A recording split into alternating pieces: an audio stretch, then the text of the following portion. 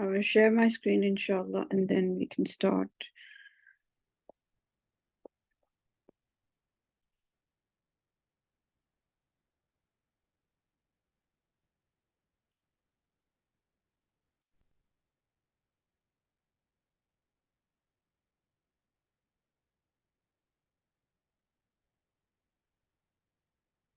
Can everybody see the screen? Yes, so we can see the screen. Is my screen visible, Sister Hamera? Yes, we can see your screen, Sister Hafsa. Okay. Yes.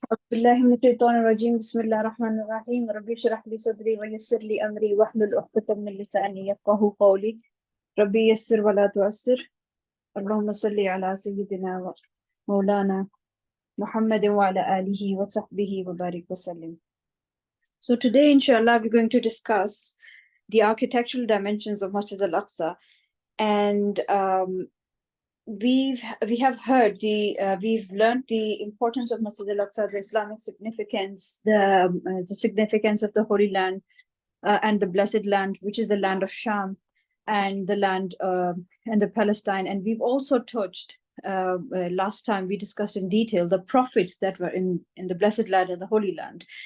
Now, once we've learned about the prophets, now this is all going to connect through today's presentation, that once the prophets are linked to this land, we now understand the divine connection and the revelation on the prophets, and how everything is done by the divine revelation. It's basically Allah's plan is executed by the prophets under the divine revelation. So now it will connect all the dots, the how Masjid Al-Aqsa is holy, how it was built, and it was built under divine revelation. And how is it similar to Holy Kaabah? It's very interesting. But we first learned about it, we were really surprised that we cannot even imagine such a thing. So let's start, inshallah. Bismillah ar-Rahman ar-Rahim. So we've learned in our first when we discussed in detail the Hadiths regarding the significance of Masjid Al-Aqsa and Sham. We discussed a very important hadith, which is going to come today, inshallah, as well, which is the explanation. This, the architectural dimensions is basically, you can say, a detailed explanation of the hadith, or the hadith basically validates or confirms this architectural similarity. And so right now in front of you is the Holy Kaabah. So Holy Kaabah is a shape like we know, we commonly call it a cube. We say it's a square and it's a cube. Now, the picture in front of you is from the top. It's an aerial view of Al-Kaabah. Now you can see the Kaabah is not a square. If you focus, on the shape of the Kaabah, you can see that every wall of the Kaabah has its own specific measurement, has a specific length.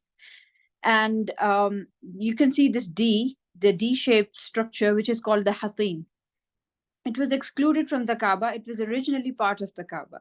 But when in the time of Nabi Sallallahu Alaihi Wasallam, the Kaabah was rebuilt, and this part of the Kaaba was not included. So you remember the Hilful Fudul, and when the stone needed to be, fixed, the Hajar al-Aswad needed to be installed inside the Kaaba. So this part, we know that the Kaaba was built and this part was not included. These are the boundaries of Azat. If you include this part, this is the actual boundaries of the time of Ibrahim alayhi salam. So in the time of Ibrahim alayhi salam, when the Kaaba was built, we learned that the Kaaba was built in the time of Adam alayhi salam. And Hazrat Ibrahim alayhi salam rebuilt it in a way that the foundations were there. And Allah says in the Quran that Rafa al-Ibrahim al-Kawaid. So he built the Kaaba on the foundations that were already there, and the foundations were obviously given to the prophets by Allah subhanahu wa ta'ala.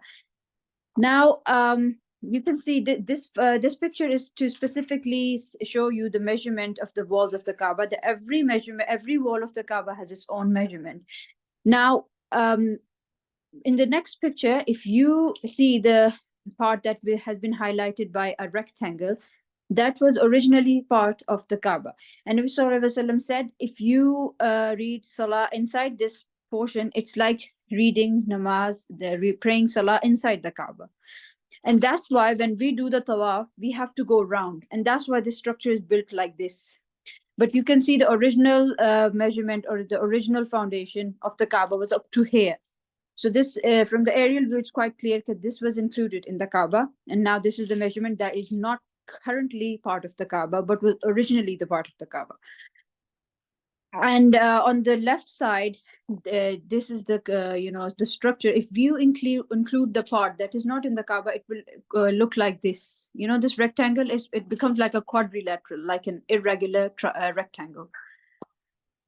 Now, this is a structure you can that is drawn through imagination, obviously, but it just gives us an idea that when Ibrahim alayhi salam built, it's an illustration. And by Imam al-Azraqi, he explains that when Ibrahim alayhi salam built the Kaaba, he built two doors, one to enter inside and one to leave. And this was the original shape of the Kaaba when it was built. And now, when we come to the second house of Allah, which is Masjid Al-Aqsa, we learned from the Hadiths. So now, right now in front of you, the red dotted line represents the old city of Jerusalem, of Beit al-Maqdis. Now, this old city walls are the walls of from the time of the Ottomans, because Muslim contribution towards the development of these holy sites was amazing, subhanAllah. It was developed in Umayyad period, then the Abbasid period, and then in the Ottoman period, and the Mamluk period, and the Ottoman period. So now the walls of this old city are from the times of the Ottomans. And inside this old city, you can see the two walls of the old city are also the walls of Masjid Al-Aqsa. So now the green line inside this structure is Masjid Al-Aqsa. And this also, it's also important to explain here. I'm pretty sure a lot of you know now, but a lot of Muslims are still confused that what is Masjid Al-Aqsa. So everything inside this boundary is Masjid Al-Aqsa. And we will also touch this in detail later. But we should know that all the masajid, there are different masajid inside. There's the Dome of the Rock, the golden dome, and the beautiful structure of Qubbat al-Sakhra. That is called the Mosque of Kabah al-Sakhra, or the Dome of the Rock. And then there's Jami Al-Aqsa, which is people commonly call that only Masjid Al-Aqsa. It is called Jami Al-Aqsa or Jami Al-Qibli, and it was originally built facing the Qiblah. Now, this is the structure of Masjid Al-Aqsa. Now, can you see the similarity of Masjid Al-Aqsa with the Holy Kaaba? Can you see the similarity in the shape? Now, this is the structure, the shape of Holy Kaaba, including the part that was excluded. You can say the foundations of Ibrahim alayhi salam, the Abrahamic foundations, and now compare it with the Masjid Al-Aqsa. Now here, on the right side, there are two structures. Now, this is not a very old research. It was the research of there was our teacher, Dr. Khalid Al-Awaisi. He has a colleague, and he's also part of the the Islamic Jerusalem Foundation, which has all the researchers, and our teacher was part of them. So he had a colleague called Dr. Haitham Al-Ratrut, and he wrote his PhD thesis on the architectural dimensions of Masjid Al-Aqsa and the similarity with the Holy Kaaba. And Dr. Khalid actually shared the link with us of the document as well. So we have the detailed document.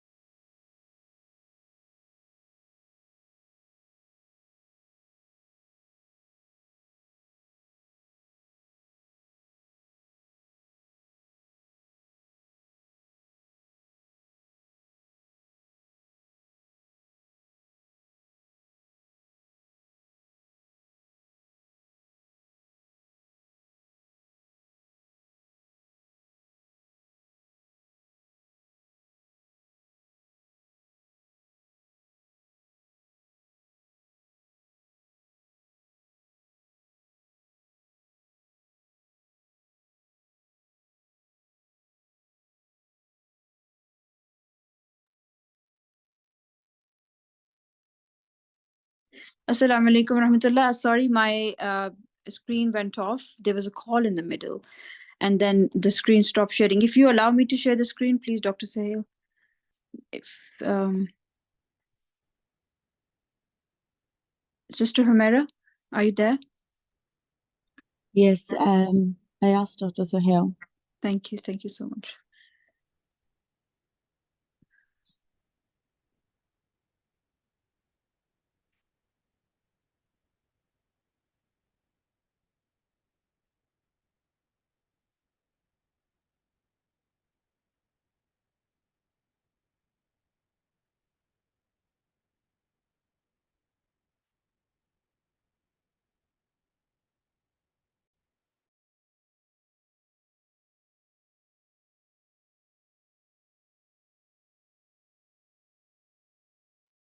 I'm sorry about this. I'm just calling him. It's okay, we'll wait. Yeah,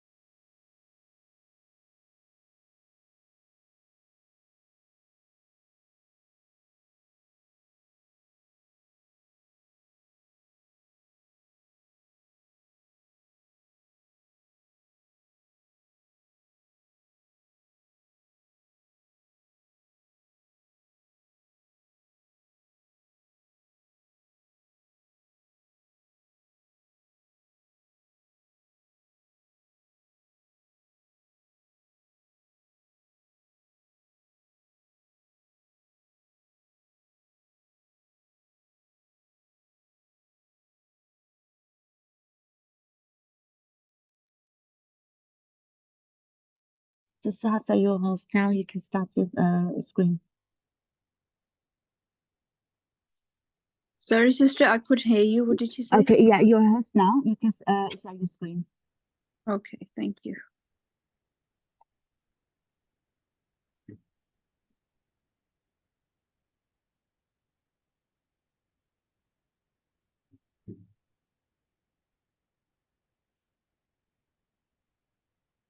Is my screen visible, Sister Humera? Yes, yes, it is. Okay, Bismillah ar-Rahman ar-Rahim.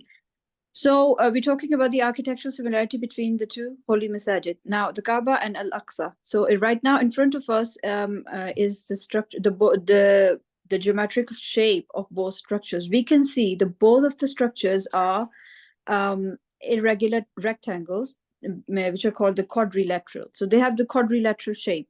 And this is the research which was recently, published by Dr. Haitham al-Rathroth. He's actually written a book about it. And he found out, what he found out was really interesting, that obviously in the shape, in the size, Masjid Al-Aqsa is way, way bigger than the Holy Kaaba. But the shape and the angles. Now, on the right side, you can see is the Kaaba, and on the left is the Masjid Al-Aqsa. Now, the ratio of the angles, the angles are like the same. It's like one angle is 85 degrees and then 90 degrees, 92 degrees. So the angles are exactly the same, which was, if you compare, with the Holy Kaaba. So this is a very striking resemblance, which means, what does it signify? It signifies that it was built by the same architect, or the builder was same. And then if we think that if it was built originally by Hazrat Adam alayhi salam, then obviously why was he building it exactly same? The measurement was very precise, and it was similar to Holy Kaaba because it was under divine revelation. Allah subhanahu wa ta'ala had told him, because he tells prophets everything. So he had told the Hazrat Adam alayhi salam to build it like this. So it also signifies the similarity, because it's in Jerusalem. One is in Jerusalem, Bayt al-Maqdis in Palestine, and one is in Arabia. So and there's now we will go to the hadith. At the end of this, we will go to the hadith of Hazrat Abu Zar again. Then you will understand that when he asked how much is the difference between them, he said only 40 years. So 40 years at the time of Adam alayhi salam, and people had very long lives, is a very short span. So it's only a difference of 40 years. So that Adam alayhi salam built Kaabah, and then Hazrat Adam alayhi salam went to Jerusalem under the divine guidance and a divine order, and he built Masjid Al-Aqsa. So here you can see, the Kaabah on the left side. There's the Kaabah obviously in the Arabian desert, in the valley of Makkah. It's not exactly desert, but in the valley of Makkah, where it was surrounded by mountains. And then in Jerusalem, it was all a hill. And Jerusalem is still, whoever goes to Masjid Al-Aqsa can see, wherever you go, it's all built on a hill. It's a hill city, hill station. And the tip of the hill is where Masjid Al-Aqsa stands. And the tip of the hill is the very stone. We're going to talk about it at the end of this presentation. It is the Qubba, the Sakhra stone. Sakhra is basically called, the stone is called the Sakhra, but the Sakhra, it's called the Sakhra stone as well. So where on the top is the dome of the rock is built. So we'll see that stone as well. So you can see the white building here on the left side is the building of Kaabah. And then on the right side of this picture is the building of Masjid Al-Aqsa, which was built on top of the hill. You can only see the grey walls, and then at that time, obviously, it was all a mountain. But it was called Jabal Bayt in Islam. It's called Jabal Bayt al-Maqdis, and also historically it's called Mount Moriah. And the Jews call it the Temple Mount because they think it was their temple. So we will explore if it's a truth or it's false. Now, moving on to the next slide, here you can see the orientation of Masjid Al-Aqsa is towards the Kaabah. So Masjid Al-Aqsa was built facing the Kaabah. Here you can see the direction of the Qiblah. Everyone in the world prays towards the Kaabah, and Masjid Al-Aqsa is facing the Kaabah as well. The Aqsa enclave, the whole building. So the whole building of Masjid Al-Aqsa is basically it's fact that it's at the size of 35 football pitches. It's a very big 1400 and it's 144,000 square kilometer. It's like a big area. So it was built facing the Kaaba, which is very interesting. Now we read this hadith, and we understand that the whole story, that the whole explanation I just gave you, it will make sense and it will connect all the dots. That Abu Zar radiallahu anhu asked Nabi sallallahu alaihi wasallam that which was the first mosque on earth. Nabi sallallahu alaihi wasallam answered, it is Al-Haram, the Masjid Al-Haram. And then he added, after this, like which mosque was built next, and he said Masjid Al-Aqsa. And then Hazrat Abu Dhar asked how many years are between them. So Nabi sallallahu alaihi wasallam said 40 years. So now it connects all the dots. It makes sense that the architect or the builder was one, and it's built very close in time, and it was built under divine revelation. And because the Anbiya, the people who carry the message of Tawheed and monotheism, build the houses of Allah, and he's the one who built Kaaba and Masjid Al-Aqsa. And this is a picture of Masjid Al-Aqsa, like illustration, basically an imaginary image, that how it was at that time, because that whole area is covered in mountains. In Jerusalem, in the Palestine, and then in Jordan, up to the Jordan Valley, there's a lot of mountains in there. And then this was the place specified by Allah for Masjid Al-Aqsa to be built.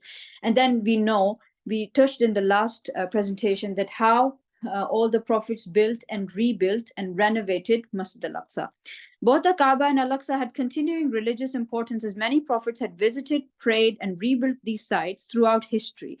It is recorded in Muslim sources that Prophet Ibrahim ﷺ and some of his offspring rebuilt both Masjid Al-Aqsa and Kaaba. And it's even mentioned in Torah, in Jewish sources, that when Ibrahim ﷺ came to Bayt al-Maqdis, there was a prophet who was a believer. And then they both prayed in the house of Allah. Because obviously in their holy book, they don't call it Masjid Al-Aqsa, but they prayed in the house of Allah. So now let's ask the very critical question, which is causing, it is, you can say, battleground for both Muslims and Jews right now. And this question is very important. And it's very important that we understand it from Islamic perspective, and then what is actually happening there. So you can actually, it's very clear in your mind, and then you can train your children upon this truth. So Bismillah. And so the first question is, was there ever a Jewish temple on the site of Masjid Al-Aqsa? So we've read the story of Hazrat Sulaiman alayhi salam, and we said that he was a believer, he was a king prophet, while the Jews only call him a king, they don't call him a prophet. And same goes for Hazrat Dawood alayhi salam. And this temple has actually a history. Why it came to be known as temple, and what is the actual first thing that was built by Bani Israel. So when they were in wilderness in Sinai, the Wadi Ati, they were actually given it comes from the Torah that Allah told them to, Musa alayhi salam told them to build a house of Allah where God dwells. That's what they call it. So now you will see the starking resemblance of that. It's called tabernacle. They used to call it tabernacle or Qubbatu Zaman, and they used to gather there. They used to remember Allah, and outside there was a place to, offer their qurban, the qurbani. They used to do sacrifices there outside the courtyards of the, the tabernacle. Now, let's analyze it first, the terminology of temple first. The temple, a word that corresponds to Hebrew term Beit HaMikdash. Now, who can tell me that what does it sound similar to, this word Beit HaMikdash, meaning house of the holy? Can anyone see any resemblance, or what comes to your mind when you read this word?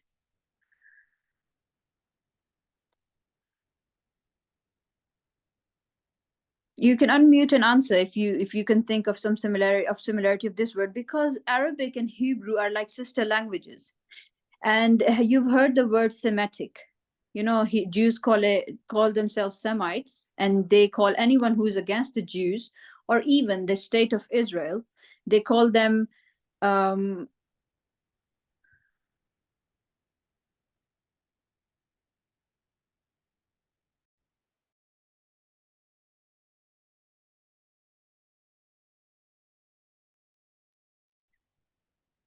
I'm sorry, I think Sister Hafsa I think she just left.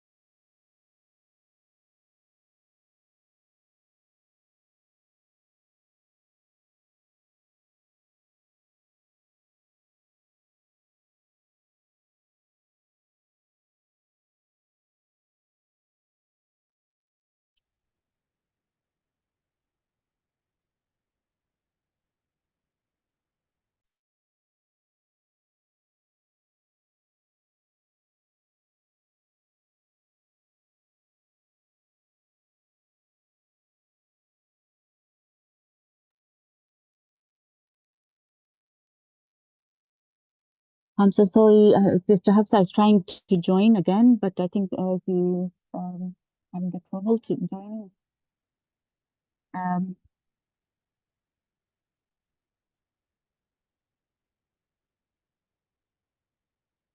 Here she is. She's back. Assalamu alaikum wa rahmatullah. I don't know, there's something going on. Shaitan doesn't like this topic. I think there's a lot of hindrance in our program today. Okay. Just when I was talking about the temple, it just started, and Yeah, Sister Hafsa, you're a host now. You can share your screen, please. Okay, thank you so much.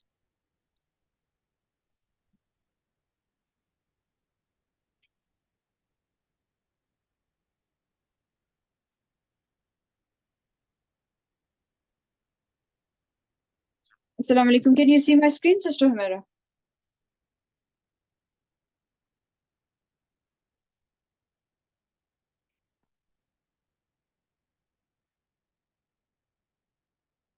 Assalamu alaikum. Can you see my screen? Okay, thank you. Somebody said yes. Okay, so I was asking the question of the word. If you read the word Beit HaMikdash, what does come to come to your mind? And it's quite straightforward that it's the Hebrew word for Beit Al-Maqdis. So I was saying that the Hebrew and Arabic are very similar. So the accent is quite different. Now the type of Hebrew they speak is the revived one. It's a mixture of Hebrew, Yiddish, and Germanic languages. And we will see also later, inshallah, in the later sessions that why, how come they speak this language now. So it's interesting to see the terminology. So now they call it, the temple means the Hebrew word. They don't use the Hebrew word for it because it's quite similar to Beit al-Maqdis. They don't call it Beit HaMikdash. They call it the temple, which means the house of the holy, or Heikhal. Heikhal is also a word which means the great house. So the word Heikel or the temple comes from this word Heikhal, which means the great house. In Semitic language. So I was talking about Semitic languages that, the original of origin of Bani Israel was originally this land, obviously the Holy Land. So they are called Semitic. And Arabs are also Semitic. So they call other people anti-Semitic, while the Palestinians who are in that land are actually the Semites themselves. And the Jews right now are not even, most of them are not even Bani Israel, like majority of them, and they're from the European countries, so they can't even trace their ancestry back to Bani Israel, so they're not even Semitic. They use this term quite wrongly, but they use the term, they use the terminology. We know that they twist the terminology and they use it in their favor, and they try to misinterpret and twist the reality. So we can see in front of us, this is the temple that they think, that they claim that it used to be there. So according to their belief, it refers to what was considering the dwelling place of God. Now, one of the most important names of the temple was House of Yahweh. Yahweh is another word they use it for God, which in English is translated as Jehovah. And the temple was primarily prepared to be dwelling place of God, and this is according to the Encyclopedia of the Jews. Now, I mentioned tabernacle before. Let's have a look what was a tabernacle. Now, this is just an illustration of how when they were in Sinai, they used to be in tribes, and they used to, obviously, because they were believers, there was a prophet between them. They started committing, idolatry there when they started worshipping the calf. But then this tabernacle, this concept of tabernacle, according to their books, was before they even worshipped the calf, because they, as you think, if you imagine that it was Musa alayhi salam with them, and they were believers at that time, right? So what would happen if there's a believer, they're believers, and there's a prophet? They will definitely build a masjid. So what if it was a masjid? It was just a masjid. Which the tabernacle is obviously an English word, and it got from Greek and from Hebrew, just got changed. But I've given you the original word, the Beit HaMikdash, and the Heikhal is the great house. Beit HaMikdash is the real word.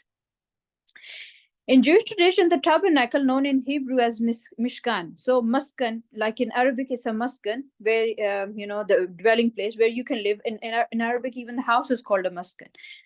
So it was a portable sanctuary. So they used to, wherever they used to go in Sinai, they used to carry this tabernacle. It was portable, like a worshipping place, but it was a portable worshipping place. And the Israelites used to worship during their journey through the wilderness after the exodus from Egypt, when they, when Musa alayhi salam brought them out of the slavery of Pharaoh.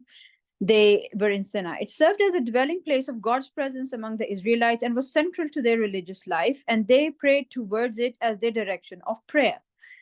When Yusha bin Nun entered Jerusalem, he set up this tent on the rock of. Now, this is according to the Jewish beliefs as well, and this is written by, in the book, a writer who's, researched on the Jewish history and the Temple of Solomon in Jewish belief. So it's from that book. They believe that the area of Al-Aqsa Mosque in the land of temple, and that the Dome of the Rock Mosque is the location of the Holy of Holies within the temple.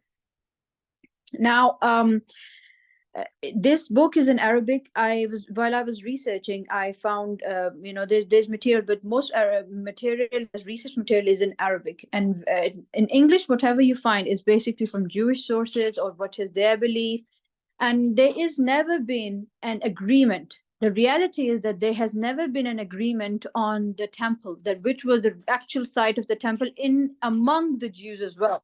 So there's some rabbis who say something else, there's some rabbis who say something else, and there's some rabbis who say there was never a temple.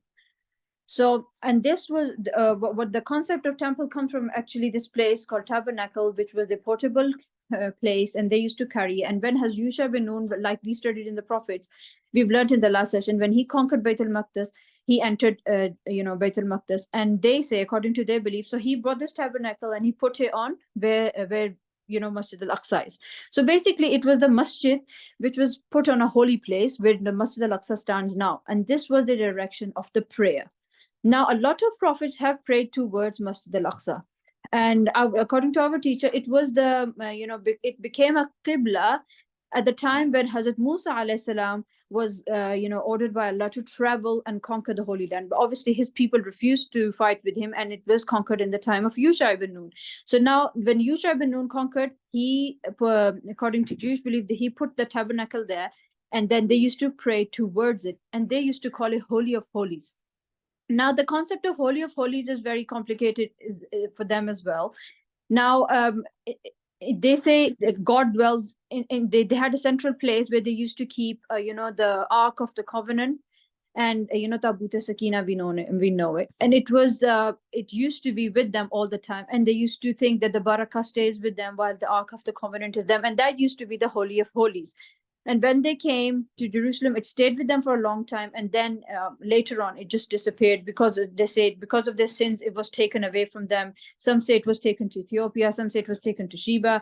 They're different type of sin. Nobody really knows the real location of Ark of the Covenant. And they still say it is under the dome of the rock, under that stone. So now, did a temple ever stand in Jerusalem? This is from the archaeological point of view. So there's an Arabic researcher, Professor Mansour Abdul Hakim, says in his book, the archaeologists from among Jewish, European, and American scholars who have excavated and worked on tunnels under Al-Haram al-Sharif. It's also called Al-Haram al-Sharif, the Masjid Al-Aqsa. At the time of the Ottomans, they gave this term, but actually in Islamic context, it's not a haram. Haram is only Makkah and Medina. So he writes in his book, it names it as a Haram Sharif, meaning Masjid Al-Aqsa, the noble sanctuary, have proven that there is no trace of Solomon's temple under Al-Haram Sharif, nor under Al-Aqsa Mosque, nor under the Dome of the Rock. Now, this terminology is a bit confusing because it means all of the Masjid Al-Aqsa, but he's used the common terminology. The people call Masjid Al-Qibli as Masjid Al-Aqsa, and Dome of the Rock is Dome of the Rock. So whole of it is Masjid Al-Aqsa. Now, the Jews claim that the Muslims built the Masjid Al-Aqsa on top of our temple. There used to be a temple that was destroyed, and Masjid Al-Aqsa was later built on top of it. And then they keep on digging and digging. There are multiple tunnels. There's like hundreds of tunnels that they have dug under the under Masjid Al-Aqsa, and they say we are finding our archaeological remains. It's for excavations. It's for archaeological, proofs that there was a temple and there's walls of temples. And they call the Burak wall, which I will show you, inshallah. The Burak wall of Masjid Al-Aqsa, they call it the Wailing Wall, and they cry by it. They do a lot of, their rituals there, and it is it's under Jewish occupation. That side, Muslims can't enter from that. And that is one of the sides where Nabi Sallallahu Alaihi Wasallam entered Masjid Al-Aqsa on the Isra wal-Mi'raj. And that is our Burak wall. That's part of our Islamic history and Muslim and Islamic architecture. But they say this is the remains of the Temple of Solomon, which was later built because the temple was renovated. The Masjid Al-Aqsa was built and renovated a lot of times, and it was destroyed. If we say Hazrat Sulaiman alayhi salam built the temple, which they say temple, but we say it is Masjid Al-Aqsa. So it was destroyed by the Babylonians, and then it was destroyed later by the Romans. So the Romans, the Babylonians, the Greeks, they never had any importance, any respect, or there's no religious significance for them for Masjid Al-Aqsa. So the boundaries of Masjid Al-Aqsa were there, and when the Jews occupied, when the Israel occupied the Holy Land. They slowly they came towards it, and the Ottomans allowed them to pray. And then they took over the Burak Mosque. It's called Thawratul Burak. Inshallah, you can research about it. Thawratul Burak, the Burak Revolution. And they, decimated the entire Muslim quarter, the Muslim bloc that used to be there. And they made a Jewish quarter there. And now the Burak wall, the Wailing Wall is under the Jews, and it stands there where the Muslim quarter used to be. Now it is Jewish quarter. It's inside the old city walls. I showed you the boundary of the Ottomans. It's inside that boundary. It starts from there and it extends from outside towards the new Jerusalem now.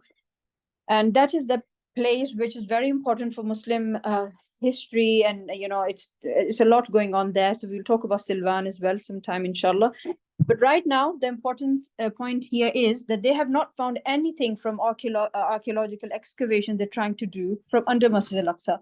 Rather, they're digging tunnels and tunnels, and they have built multiple synagogues underneath of Masjid Al-Aqsa. And their only plan is to, to weaken the foundations and to take out the stones, because it was built very, subhanAllah, because Masjid Al-Aqsa has been affected by earthquakes a lot of times in the history. So to make it very strong, to make the foundations very strong and sturdy, there was a lot of rocks, were a lot of building material was, it was built in a way that the foundations are strong. So there are a lot of stones underneath Masjid Al-Aqsa. There's also a portion of Masjid Al-Aqsa which is called Masalla Marwani, that is an underground prayer hall which is still open for Muslims. But from this side, from under the Masjid Al-Qibli, inside Masjid Al-Aqsa, it is a lot of tunnels have been dug underneath, and they have not found any proof. So now they say there's archaeologically we found this, and it's all false, it's all lie. They have no proof for this, and they've never been able to prove anything. If they ever found something which is a relic, which is an old thing, it is from Roman times, or it is from Islamic history, Umayyad times, or this time, or that time, and they have never been able to connect it to the Jewish history.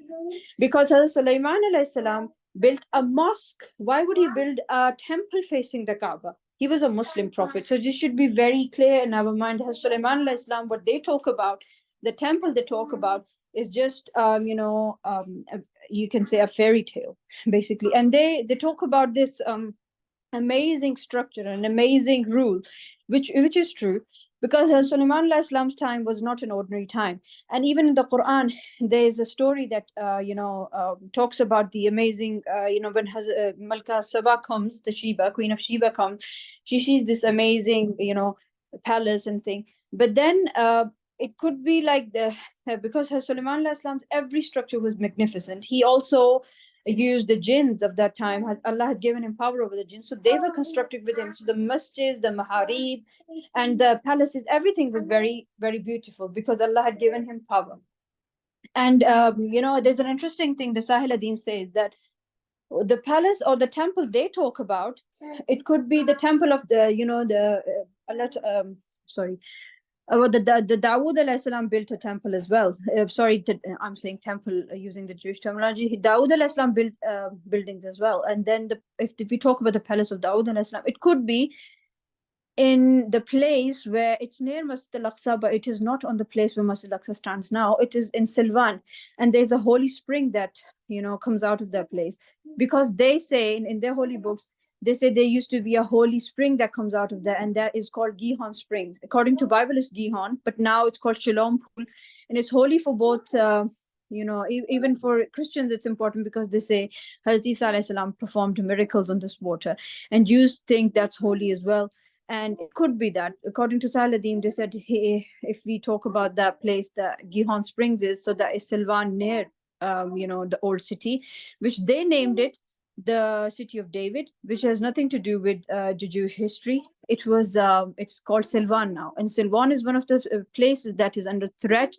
The people are under the threat of evacuation. The houses that randomly they're pulled out of the houses are being, decimated, being brought down. And the places, a lot of this land is under the the Christian Orthodox Church, the Greek Orthodox Church, which has been corrupted over time, and it sells a lot of land to the Jews. So recently, the place where near Silvan, there was a masjid called the Jami Ain Silwan. Muslims always knew its importance, and what Muslims have done is they always built masajid where there's any significant, any thing that is holy or anything that is historically significant. They always build a masjid. So there used to be a Jami Ain Silwan, which was built in Umayyad time, and it was renovated by Salahuddin when he conquered, Baitul Maqdis from the Crusader rule. So there's a lot to go. If we talk about details, there's a lot about Masjid Al-Aqsa and about Palestine, but we will talk about in Judaization as well. The Judaization session will be one of our last sessions. So the point here is that they have not been able to connect you to their Jewish history, and everything that you hear about the temple is basically a lie. And it's important that the Muslims be connected to their roots. The concept in Muslim mind is clear that this is Masjid Al-Aqsa. It is connected to our prophets. Prophets never built temples. And what they say is obviously, according to them, it's in their books, and they have changed their books. How can you believe something that's coming from their book? Because they've changed everything. They've corrupted the whole concept. And if they ever built Musa alayhi salam, what he built was a mosque. It was the house of worship of Allah, because it was and like in Adam alayhi salam's time as well, because Allah would never leave a prophet and his people without a Baytullah. So like we call masjid in the Quran, it says as well that the masajid are the house of Allah. So likewise, the Adam alayhi salam built the house of Allah, and then Ibrahim alayhi salam renovated it, and then Musa alayhi salam also had the house of Allah with him when he was in and the people were praying in it. And then later the shaitan came, with the step by step, like we're learning in Sirah and Bidayah when he has, but the shaitan comes step by step and he changes, and he corrupted the people. They changed their books, and this whole concept just turned into a temple. And then now, it was also the need of the state of Israel. Like the state of Israel was invented, the Jewish people, the Israeli people were invented. Similarly, the concept of temple was invented as well. We're going into that. Before that, I have the picture of Dome of the Rock in front of me. Now the stone that they consider holy, the place that they consider very holy, is this very place where this golden dome stands now. Now this is Qubbatu Sakhra here on the right side.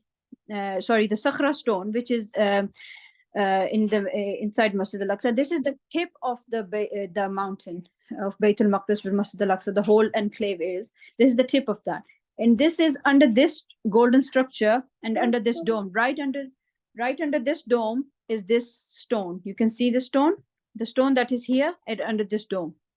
That's why they call it the Temple Mount, because they think the temples today, or they claim. Before that, there never used to be a terminology like Temple Mount, but because they took over Israel, they changed everything. Now this terminology is such a problematic terminology that you find it a lot of times in our literature. Even in Urdu literature, there was a book of Hadiths we were reading, and the writer had said that this is the place where Masjid Al-Aqsa stand, and this is also where the Temple of Solomon used to be. Now, the people themselves, the writers, even a lot of scholars themselves are not clear that there never used to be a Jewish temple here, because they changed everything. So the prophets only built masajid. So this was always a masjid. Okay, now there's a very important thing that you probably hear. It's called the temple movement. And there's actually a temple institute in Jerusalem. They also have a YouTube channel. You can explore the temple movement, the channel by the name of Temple Movement. You can explore it on YouTube.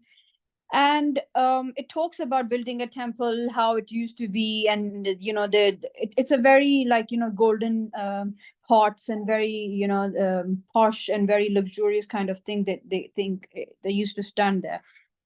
But there's another part, there's a political side to this temple movement, that in this way, when they claim they want to build a temple, so all the people, there's also the Christians and the Jews. Now, you'll be confused why Christians. We're going, the next presentation, inshallah, is going to be about the Christian Zionism, that there's Christians who are supporting. Jews would never be able to do it alone, as you know, on the international front as well. They have Christians with them, and they're the Christians who believe in the state of Israel and the return of Messiah. Now, why the Christians support them, inshallah, we will see in detail next time. But they are the biggest funders of the temple movement. And they have billions and billions of dollars for temple, giving it to Temple Institute to build a holy temple. And I've heard, there's some researchers, and they say it's like it's a big scam, that the temple movement, they never want to build a temple, because if they wanted to build a temple, they would have been able to build it 7 times over. The amount of money they have is crazy. And a lot of majority of the Jewish people are not even interested in building a temple there. It's just a way to threaten the existence of Masjid Al-Aqsa, and it's not even connected to all the Jewish people. There's only a few extremist Jews, and they're called the Messianic Jews. Now, this term Messianic Jews is also used for something else, but here in this context, in this day and age, these believe, they think that when we build a temple, our Messiah will come. These are extreme fringe people. Now the danger is that they have come and occupied the places, the government position, the political offices, and the government offices, and they have these extremist ministers like Israel Security Minister Itamar Ben-Gvir, and then their finance minister Bezalel Smotrich. Now they're very extremist Messianic Jews. They think that this is only ours. The status quo by international law on the Temple Mount, they call it the Temple Mount in international terminology, obviously the Masjid Al-Aqsa, that the officials and the government people cannot enter, and it belongs to the Muslims. But now they have started to, it's been a lot of years, they have started to bring in tourists. I'm going to share a video, inshallah, Sister Humera, if you can keep that ready to play. So what's happening inside Masjid Al-Aqsa now? Now they bring in tourists, they bring in their religious extremist Jews or the other Jews as well, to show them, oh, this was our temple, holy temple area. Muslims have taken over it. We can do our Torah rituals. By international law as well, they are not allowed to do the Jewish rituals there, because this place belongs to the Muslims. And they're not allowed to take in a certain type of, religious symbolic, these there's a plant or herb that they carry. They're not allowed to do that. They're not allowed to perform rituals. They're not allowed to do a lot of things. They're not allowed to blow the horns. Now, in the last couple of years, there was a lot going on. They said, we will take the horn inside, we'll blow the horn, and then we will just bring the red heifers. You've probably heard about the red heifers. And they said we imported some perfect. They said we imported perfect red heifers from from Texas, and now we're going to sacrifice them on the Temple Mount, and then we'll spread the ashes, and our Messiah will come, and we are ready to build the 3rd temple. And you've heard all this, but then it was in Ramadan, around the Ramadan time, 1 year ago, not even last year, the year before that, they said we're going to do it, but they never did it. Because this temple movement and everything is a hoax, and they have a pressure from the people who are the funders of temple movement that you should start building the temple now. How much money you need? We're giving you the money. Why you're not building the temple? Because the majority of Israelis, they don't want the temple to be. They're not connected to the temple, because in their religious beliefs there is no such thing as temple or the 3rd temple. It's only the extreme type of Jews who believe in it, and it's the same. You can see these, the difference in beliefs that we have in different sects of one religion. And it's not all the Jews believe it. Some Jews don't even believe that. Some believe that when our Messiah comes, he will build the temple. And then, you can see a lot of Jews, saying that we don't even have a right to this holy land because God took it from us. And also this thing, this Temple Mount, this area, they call it the Holy of Holies. And they say the dwelling place of God. And it's not, because of the holiness of this area, you're not even allowed to enter this place. The Jews were not allowed to enter this place even until 4 years ago. And there used to be a golden, a plate, what do you call it? It used to be there, a writing, it was plastered there on the wall, that the Jews are not allowed to tread upon this place because of the holiness of this place. But they've changed everything. They're slowly changing more and more. And because of the political reason, now they try to harm. And even if we say the temple movement is a hoax, if they don't want to build the temple, it's still under threat, because there's such people have come to power, and they want to take the control of Masjid Al-Aqsa, and they don't want the Muslims to enter completely. Now, after 7th October, it's become very, very hard for people to pray there. before, and just in Ramadan it was allowed for a bit, and then only very old people are allowed to go inside. They don't even allow the young people. A lot of young women, they assault them in the streets, they hit them. Most of the people who travel from so far to for the Shid al-Rihal for to pray in Masjid Al-Aqsa, they just barred entry quite far off from Masjid Al-Aqsa, and they pray on the streets. So their Grand Mufti gave the fatwa that wherever you reach the namaz, the pray the salah, the nearest point of Masjid Al-Aqsa. So they just pray there and they have to go back. They come in buses from very far off, and the travel is a very big problem there as well, because they have to go to Israeli checkpoints and everything. So now this is our holy mosque that you see. There was no temple, and it's under complete Jewish occupation. And Sister Hamera, I will request you to please, play the videos if you can. Yeah, okay. I will stop sharing my screen. Okay. You can see, and that basically shows that what's going on in Masjid Al-Aqsa. I just want you to have an idea of the situation. Please get down. Now this is from when they do their festivals. There was a Ibrahimi mosque in the city of Al-Khalil, and they took over the Ibrahimi mosque control completely, and they barred Muslim entry. Now then they divided it, and now the Jews perform their rituals there and everything. So they want to do the same to Masjid Al-Aqsa. Now let's have a look at what their plans are. Now this is here in this picture.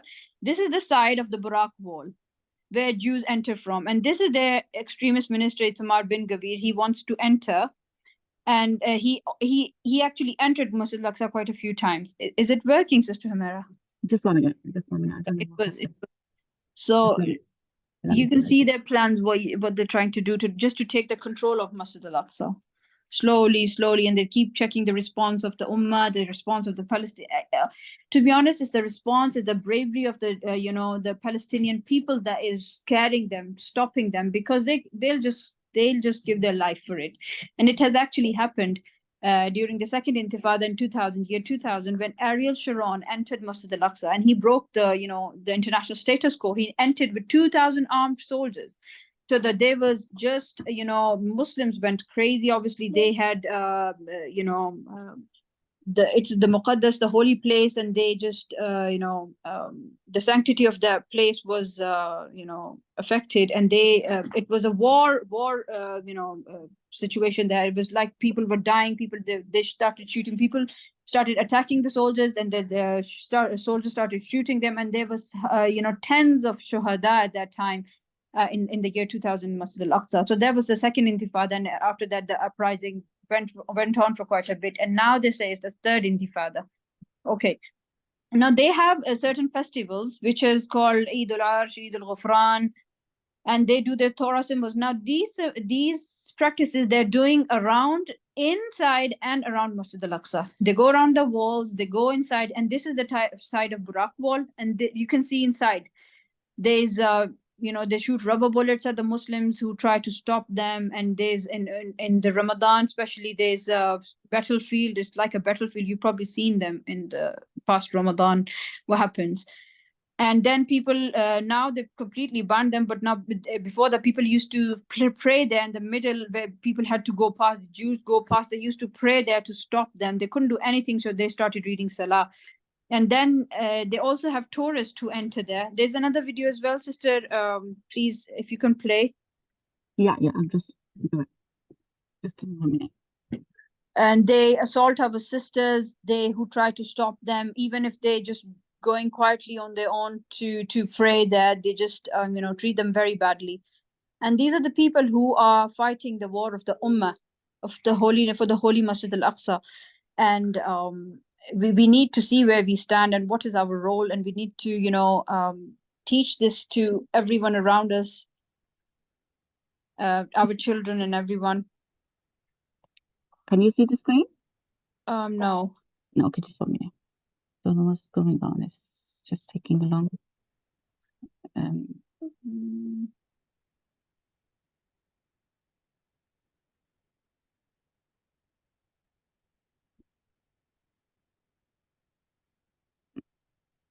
Shall I try? just not. Yeah, you try because the screen is stuck. Okay, let's see if I can Yeah. scroll.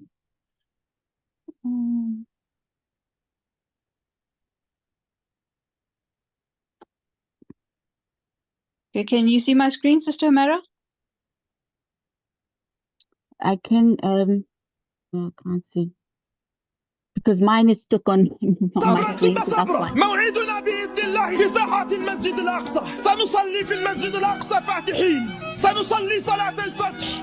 نقسم بالله يقينا على الله رغم أنوف حكامنا رغم أنوف الذين This is what they're خانوا facing رغم أنوف inside الذين Masjid طبعوا Al-Aqsa. رغم This is the أنوف past few الذين years, استسلموا not just one نقسم year. بالله Now they've completely أننا barred the entry. سنصلي Not completely, but رافعين it's very في difficult to المسجد go in and they الأقصى can't do يا anything. رب صلاة في الأقصى يا رب These are the صلاة في Ramadan when الأقصى the يا courtyard رب is صلاة filled. في Otherwise, الأقصى in the normal days, it's very فاتحين hard to come to محررين Masjid Al-Aqsa, and Muslims مهللين can't pray there مكبرين probably. يا رب شهادة على أسواره سنصلي في القدس الأمر كن فيكون.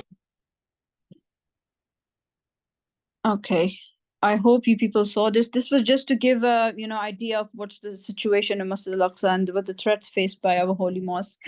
And I hope if there's any questions, please quickly ask the questions. We are already, I think, over time.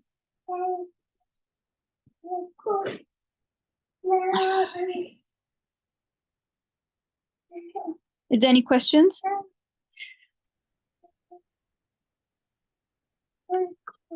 Jazakallah khair to everyone who attended. If there's anything that's confusing you or you want to ask, please go on and ask. Our next topic is going to be another very important topic related to this. So if there's any confusion, we can clear it. Yes, sure. Assalamu alaikum. Wa alaikum assalam. Sister, last time you mentioned about the book where the all hadiths about the Palestine in the one book. Yeah. Could you please mention that book? It's 40 hadiths of Masjid Al-Aqsa. It's called 40 hadiths. There's a 40 hadiths about Sham. There's a different book, and this is the 40 hadiths about Masjid Al-Aqsa. I think we can share it. Sister Humera, is it possible to share any of official IMS groups? Yes, Is that available with the English translation or Yes, Urdu? yes. The original book has 3 languages: Urdu, English, and Arabic hadiths, obviously on top. Then it's Urdu translation and then English translation. So I will share it with Sister Humera. You can share it in IMS group as well. Which group are you in, sister? I don't know. Is C54? Are you in IMS UK? Yeah. I'm in UK. Yeah. No, sorry. IMS UK. Have you joined the official IMS Yeah. UK? Yeah. Okay, you are in South or North? South. Okay, South. Okay, we will share in both North and South. So Yes, everyone we inshallah. can We inshallah. can share in the Okay, community, Jazakallah. the community announcement, inshallah. Okay. Any other questions? Okay. I hope it's clear now, inshallah. We will next time, inshallah. Wa alaikum assalam. Sister, I could not get the link for the part 2 of the video, the one that was done last. It's just uploaded yesterday, so you can check in Okay. IMS channel. Okay. Thank you so much. No problem. I think that's it. If anybody have any questions, can ask. Otherwise, I think Yeah, we will end, we should end it. inshallah. Yeah, I yeah. think there's no one else asking questions. So Mhm. سبحانك اللهم وبحمدك نشهد أن لا إله إلا أنت أستغفرك وأتوب إليك. السلام عليكم ورحمة الله وبركاته. وعليكم السلام ورحمة الله Wa rahmatullahi wa barakatuh.